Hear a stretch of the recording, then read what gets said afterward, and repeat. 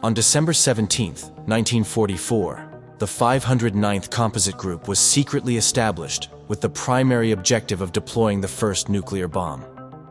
Due to the secrecy of their mission, the team practiced at Wendover, Utah, and on Tinian Island in the Pacific, honing the crew's performance and that of their B-29 Super Fortress bombers.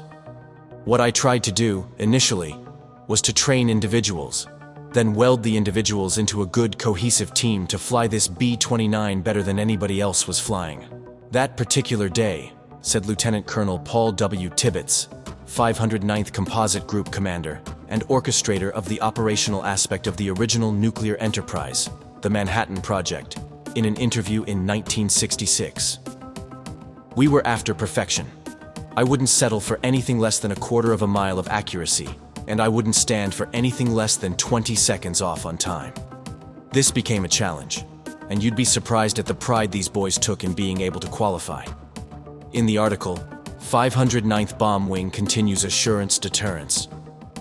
65 years later, Airman First Class Torrey Griffith of the 509th Bomb Wing Public Affairs explains how the first 509ers rose to fulfill these high standards without hesitation. The nuclear mission was only known to Colonel Tibbets and a small group of people above him.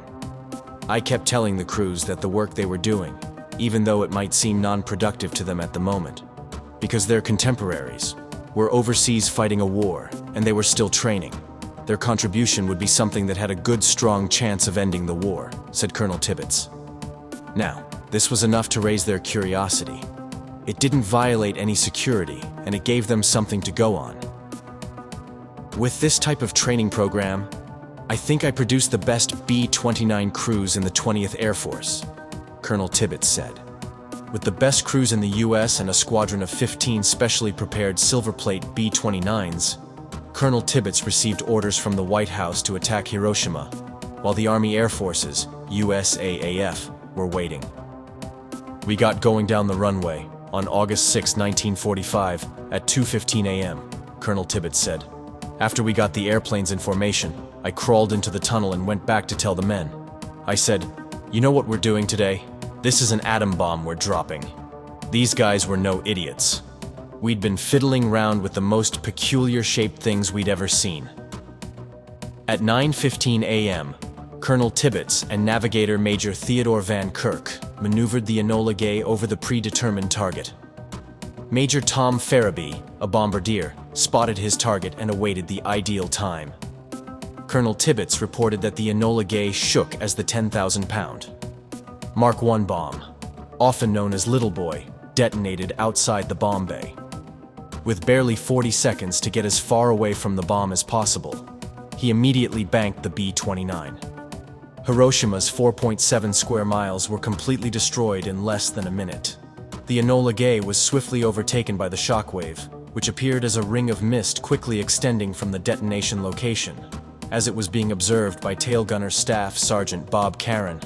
The Enola Gay was shaken by the initial shockwave with a force of 2.5 Gs, according to accelerometers on board.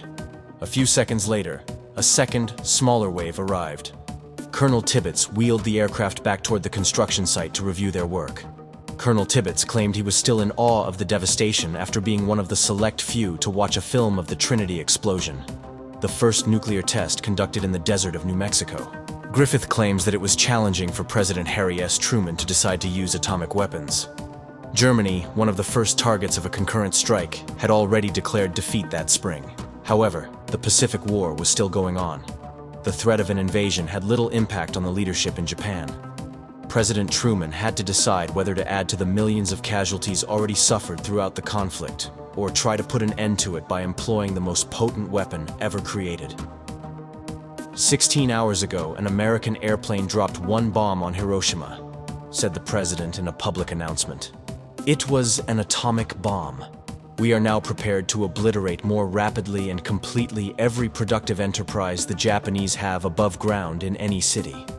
If they do not now accept our terms, they may expect a rain of ruin from the air the like of which has never been seen on this earth.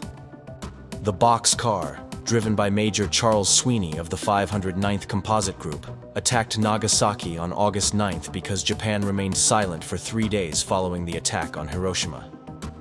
Truman outlined his reasons in his radio speech to the country on August 9, 1945. "We have used the nuclear bomb in order to shorten the agony of war, in order to save the lives of thousands and thousands of young Americans," he said.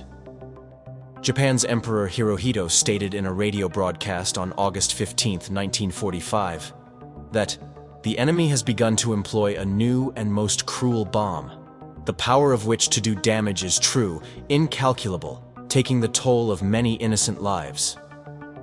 On September 2nd, Japan formally submitted to the United States aboard the battleship USS Missouri in Tokyo Bay, ending the brutal 6-year conflict.